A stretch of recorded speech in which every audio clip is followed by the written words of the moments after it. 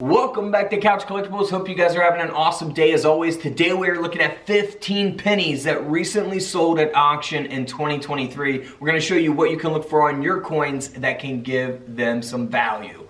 So let's just start off first here with a 1983 Lincoln penny. This coin here is graded and authenticated by PCGS as a mint error. The coin has a misaligned die on the obverse, so you can see that there on the obverse of the coin.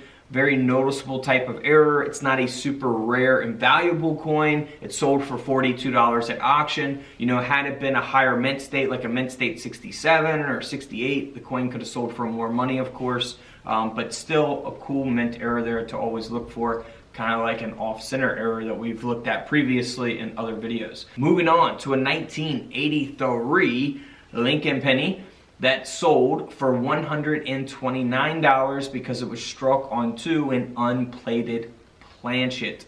The coin only weighs 2.4 grams. This coin, graded by NGC, again sold for $129, graded at a mint state 64. Next up is a 1987 penny. Now this coin here, graded by NGC at a mint state 65 red, ended up selling for $124.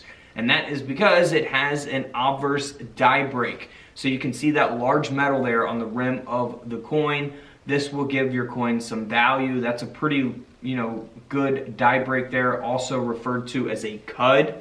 Now, you can look for these on all kinds of different coins. They can be smaller, larger. This one's a pretty good size one. The larger they are, it tends to go up in value. So if it's like half the coin, it's going to be an easy coin to sell. But of course, the grade or the condition affects the value as well. So $124 for that one. Next up is a very obvious type of mint error and off-center error taking place on the 1999 Lincoln cent.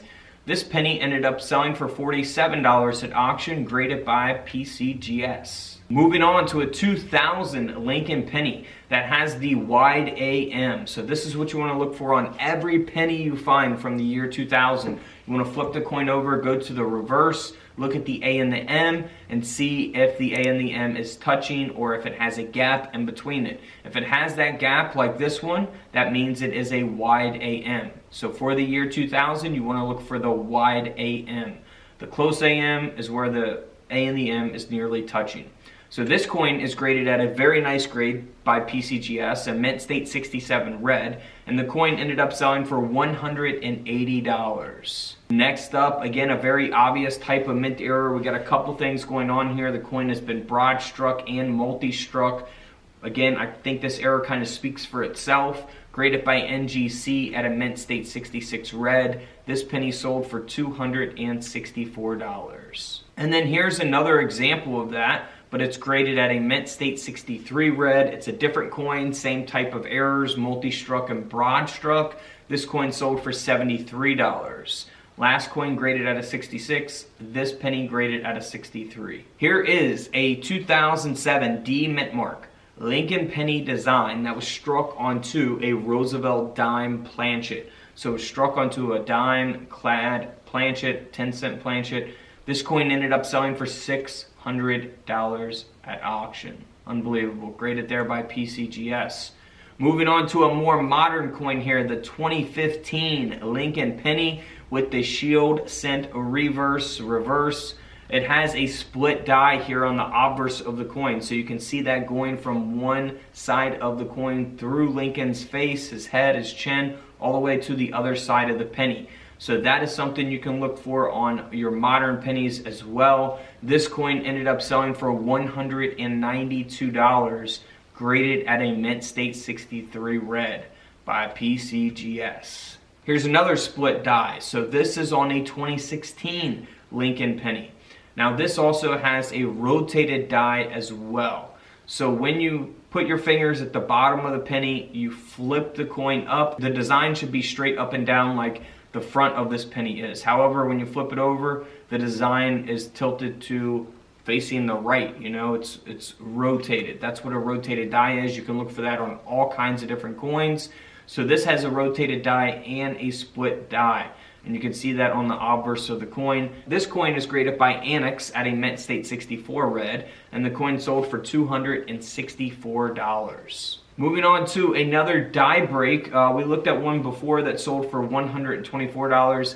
This one sold for $83 at auction because it's a no dated Lincoln cent, but it does have that nice die break. It's covering up the date there. Graded by NGC at a mint state 63 red brown, $83 penny. Next up is another no dated Lincoln cent graded by Annex. You'll see it looks normal on the reverse of the coin, but on the obverse of the coin you can see that it was struck through a late stage capped die.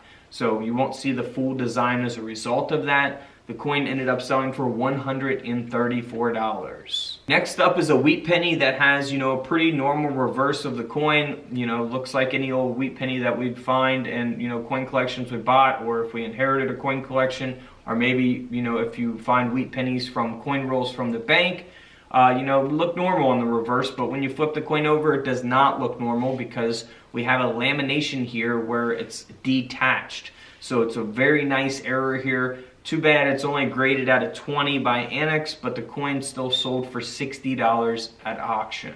Next up is a coin from the 1970s. It looks like it's damaged, however, it is a mint error. It has a split planchet before the strike, and it's graded by NGC, well, authenticated by NGC as a mint error, and the coin sold for $47 at auction. Here's another split after the strike, no dated wheat penny here, graded by Annex this time at an EF40. Again, the reverse looks normal, but you'll see that split strike on the obverse of the coin. This penny ended up selling for around $60 at auction. So if you guys are into looking for mint error coins, wanting to know which dates are rare and valuable, feel free to check out the rest of the videos here on the channel. We are uploading coin and collectible videos every single day. And don't forget to subscribe in the middle. Feel free to check out the videos to the left of me. And until tomorrow, I'll see you guys in the comment section below. This is Couch Collectibles, and this is where I disappear.